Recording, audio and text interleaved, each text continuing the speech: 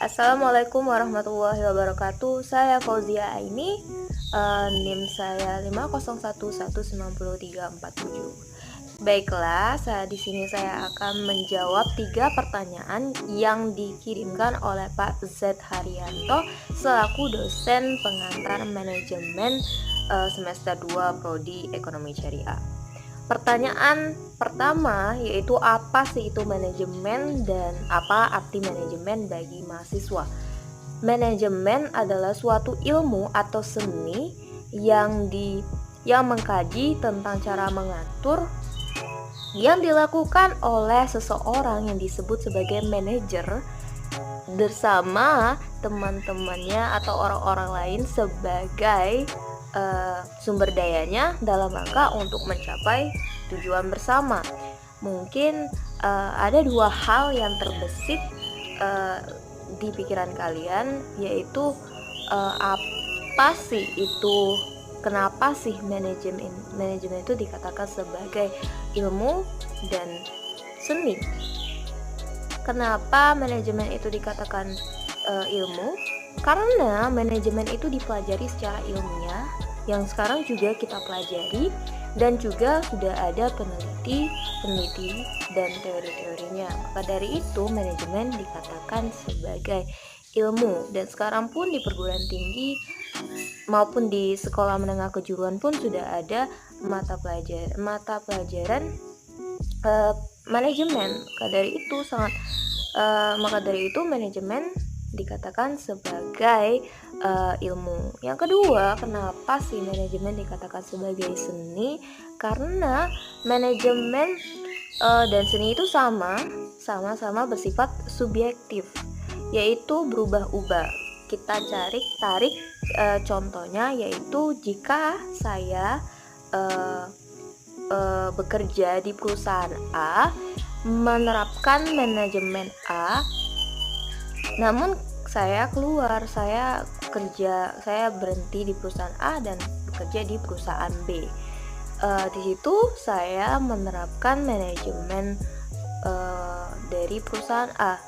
Besar kemungkinan manajemen yang kita lakukan di perusahaan B tidak akan berhasil, karena setiap perusahaan itu berbeda-beda cara pengolahan dan cara pengaturannya. Maka dari itu manajemen dikatakan sebagai seni. Sama halnya ketika kita berada di art exhibition, mungkin saya melihat sebuah lukisan sangat bagi saya itu sangatlah bagus, mungkin harganya selangit. Namun ketika saya tanyakan ke teman saya, mungkin dia bilangnya ya biasa-biasa aja, atau mungkin kurang menurut dia. Baiklah, itulah jawaban dari pertanyaan nomor 1. Namun ada lagi pertanyaan nomor 1, yaitu poin yang kedua, yaitu apa arti manajemen bagi mahasiswa. Manajemen bagi mahasiswa itu sangat penting, karena kenapa? Mahasiswa tuh perlu kemampuan mengalokasikan waktunya. Karena kenapa? Mungkin ada mahasiswa yang kerja, juga ada mahasiswa yang ikut organisasi, ada juga mahasiswa yang mungkin banyak kegiatan di luar jam kuliah. Maka dari itu manajemen sangat dibutuhkan. Misal kita tarik contoh sederhananya aja ya, kalau saya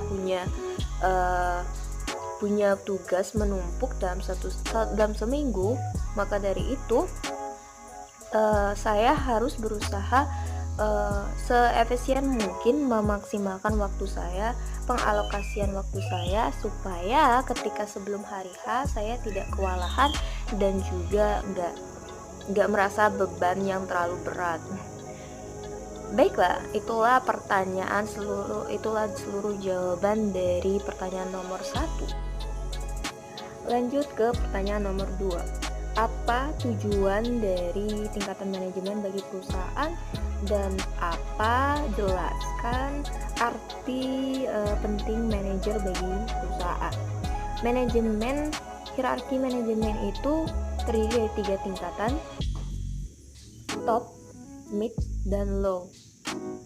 Top level management adalah tingkatan manajemen puncak yang memiliki otoritas tertinggi dari suatu organisasi atau perusahaan yang bertanggung jawab langsung kepada dewan direksi perusahaan. Nah, pekerjaan dari top level management ini bergantung pada keterampilan konseptualnya dan pemikirannya ketimbang teknikal seperti mid dan low. Orang-orang yang berada pada top level management ini yaitu Chief Executive Officer atau CEO dan General Manager atau GM yang sering disebut sebagai Presdir atau Presiden Direksi. Nah, adanya top level management itu pasti ada tujuannya. Kenapa? Yaitu pertama adalah untuk merencanakan, untuk menyusun rencana bagi perusahaan. Yang kedua itu adalah menentukan tujuan untuk perusahaan. Yang ketiga itu bertanggung jawab atas manajemen di bawahnya. Yang keempat itu memanfaatkan sumber daya yang ada pada perusahaan dan juga mengawasi manajemen di bawahnya. Lanjut ke middle level management. Middle level management adalah tingkatan manajemen yang diangkat oleh si top level management dan bertanggung jawab atas pelaksanaan rencana yang disusun oleh top level management. Pekerjaan dari middle level management ini bergantung pada keterampilan manajerialnya dan juga teknikalnya. Mungkin ada sedikit konseptual dan pemikirannya, namun tidak terlalu banyak seperti top level management. Orang-orang yang ada pada middle level management ini yaitu kepala departemen atau HOD, kepala cabang unit, terus junior executive yang sering dibilang itu kayak asisten manajer keuangan, asisten manajer produksi, asisten manajer pembelian dan lain-lain. Nah, pasti ada tujuannya kenapa ada nih middle level management. Tujuannya yaitu karena ia sebagai perantara atau mediator fungsi komunikasi bagi kedua pihak antara top dan low management. Yang kedua itu sebagai pelaksana rencana yang disusun oleh si top level management. Yang ketiga, memberikan rekomendasi kepada top level management. Yang keempat, itu menyusun rencana jangka pendek, biasanya tuh 1-5 tahun. Dan yang kelima itu ia bertanggung jawab atas manajemen di bawahnya dan juga bertanggung jawab bertanggung jawab juga kepada manajemen di atasnya, yaitu CEO dan founder dewan direksi dari perusahaan itu sendiri. Lanjut ke low level management atau yang sering dikatakan first line management adalah manajemen lini pertama yang diangkat oleh si middle level management dan bertanggung jawab sebagai pemimpin dan pelaksana pada kegiatan operasionalnya di lapangan langsung bersama tenaga operasionalnya.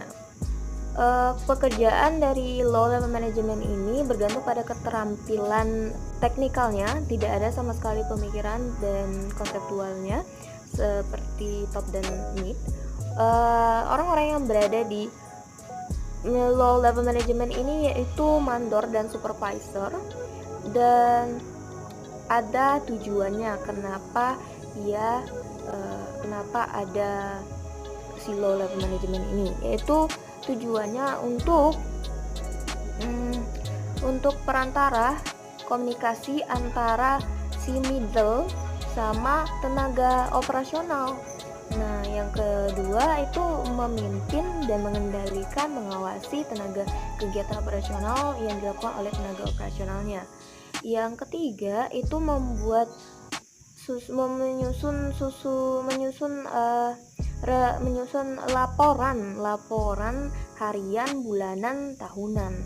Nah, yang keempat itu pasti bertanggung jawab atas tenaga operasionalnya juga. Baik ke poin yang kedua, yaitu apa arti penting. Jelaskan arti penting dari manajer bagi perusahaan.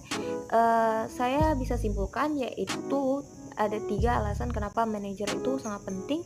Pertama itu karena POAC, yang kedua itu karena dia mediator, yang ketiga itu karena dia memiliki kemampuan partikular, kemampuan tertentu. Nah, yang pertama itu kemampuan POAC. POAC itu apa? Yaitu planning, organizing, actuating, dan controlling. Yaitu planning adalah perencanaan, merencanakan rencananya dulu, baru organizing atau penempatan, bisa disebut juga staffing, penempatan dari tenaga kerja, ya, dan waktu, tempat, dan segala macamnya, sumber daya lainnya.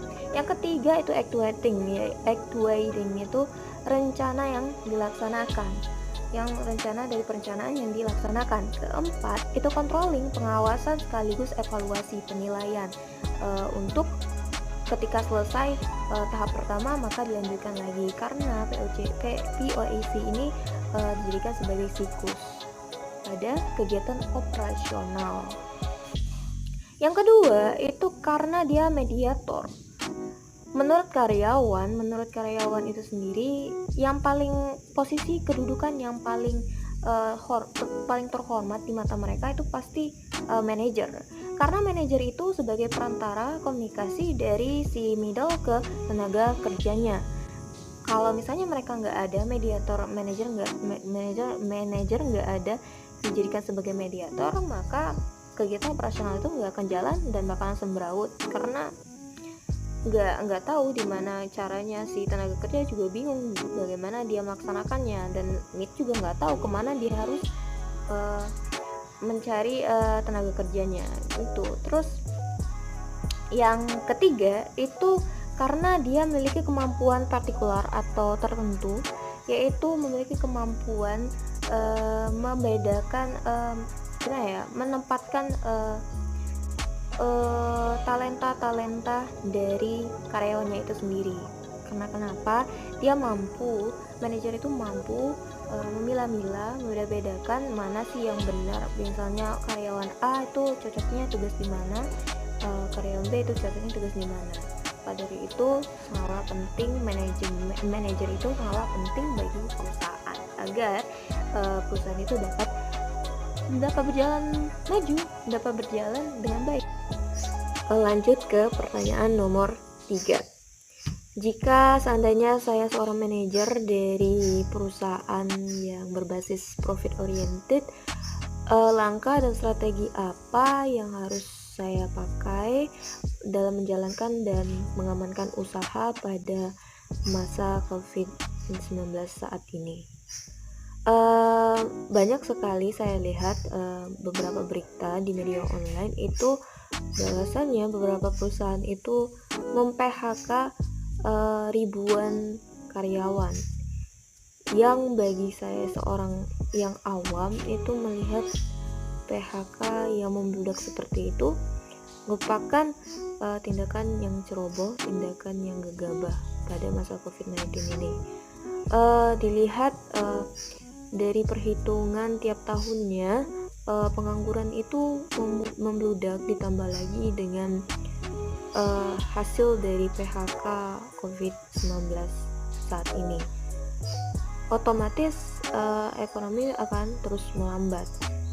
Seharusnya perusahaan itu harus tetap berjalan, harus tetap beroperasi, namun dikurangi beberapa hal, yaitu pertama mengurangi fasilitas yang dipakai, kedua itu mengurangi hari kerja, yang ketiga itu mengurangi waktu shiftnya, keempat itu mengurangi jam lembur, dan juga mengurangi mengurangi hasil produksinya, karena kan karena ekonomi sekarang, aktivitas ekonomi agak cenderung lesu ya. Banyak orang yang sekarang males mau belanja atau segala macam, palingan kayak bahan pokok atau semacamnya yang penting-penting. Maka dari itu otomatis gajinya juga akan dikurangi sesuai produksi dan pengurangan lainnya. Menurut saya sih itu alternatif selain memilih PHK. Atas perhatian dan waktunya saya ucapkan terima kasih sudah menonton video ini. Saya akhiri. Wassalamualaikum warahmatullahi wabarakatuh.